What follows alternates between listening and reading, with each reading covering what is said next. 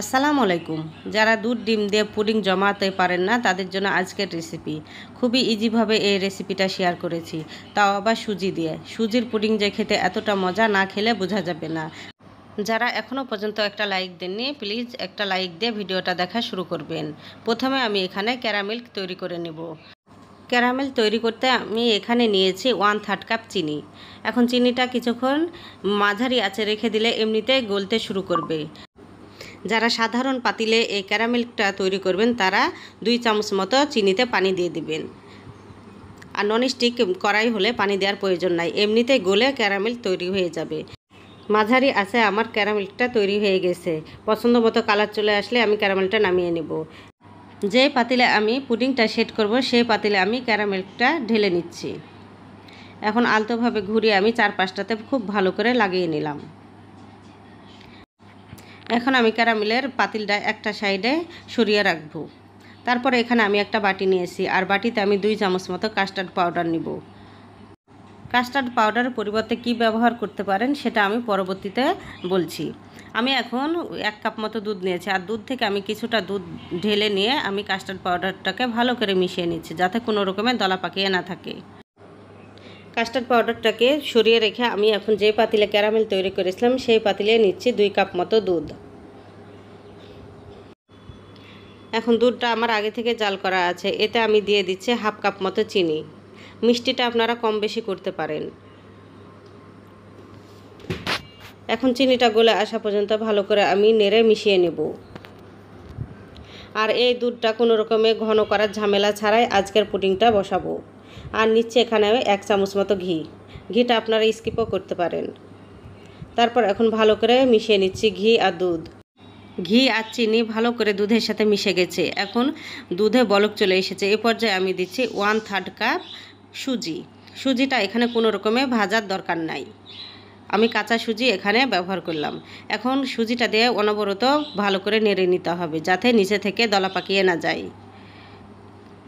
সুজিটা ভালো হয়ে যখন ফুটে যাবে, ঘন হয়ে আসবে, সেই পর্যায়ে আমি এখানে কাস্টার্ড পাউডারটা দিয়ে দিব। আর কাস্টার্ড পাউডারের পরিবর্তে আপনারা এখানে কর্নফ্লাওয়ার 2 চামচ, 1 চামচ গুঁড়া দুধ আর ভ্যানিলা এসেন্স দিয়ে আপনারা কাস্টার্ড পাউডারটা তৈরি করে নিতে পারেন। এতে স্বাদের কোনো হেরফের হবে না। এখন আগে থেকে গুলিয়ে রাখা কাস্টার্ড পাউডারটা আমি ঘন হওয়া সুজির সঙ্গে ভালো করে মিশিয়ে নিচ্ছি। এভাবে করে সুজিটা যখন আরও কিছুটা ঘন হয়ে আসবে তখন আমি এটাকে নামিয়ে নিব। কাস্টার্ড পাউডার দেওয়ার পর আমি প্রায় 2 থেকে 3 মিনিট মতো জাল করে নিব। দেখে বুঝতে পাচ্ছেন কতটা ঘন হয়ে গেছে। এখন আমি এই পর্যায়ে সুজিটাকে নামিয়ে নেব। তারপরে যে বাটিতে আমি আগে থেকে ক্যারামেলটা সেট করেছিলাম সেই বাটিতে আমি সুজির মিশ্রণটা ঢেলে দিচ্ছি।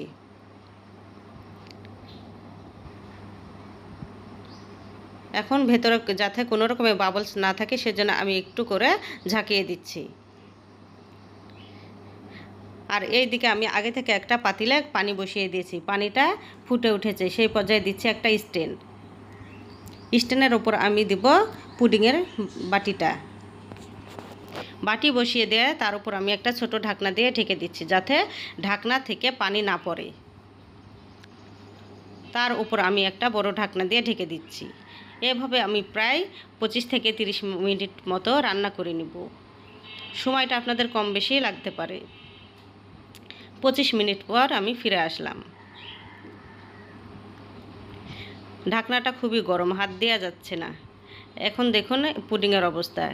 ভেতরে যে পুডিংটা দোল খাচ্ছে এটা ফ্রিজে রাখলে ঠিক হয়ে যাবে। আমি ফ্রিজে প্রায় 30 মিনিট মতো রেখেছিলাম। দেখুন কতটা সেট হয়ে গেছে। যে নরম ভাবটা ছিল সেই নরম ভাবটা আর নাই। পুডিংটা কিন্তু আমার খুব ভালোভাবে সেট হয়ে গেছে। এখন আমি একটা প্লেটে ঢেলে নিচ্ছি। কিভাবে ঢালছি আপনারা দেখে বুঝতে পারছেন।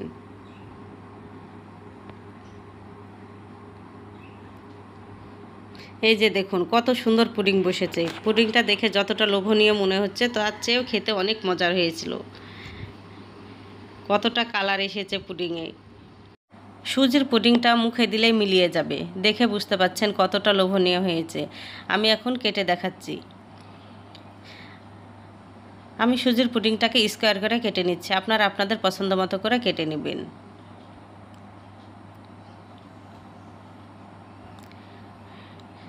দেখুন কতটা সুন্দর হয়েছে। আর এই সুজির পুডিংটা মুখে দিলেই মিলিয়ে যাবে, এতটা খেতে টেস্টি আর এতটা মজা। বাচ্চারা তো পছন্দ করবে, যে কেউ এই সুজির পুডিংটা খেয়ে পছন্দ করবে। দেখুন কতটা সফট হয়েছে।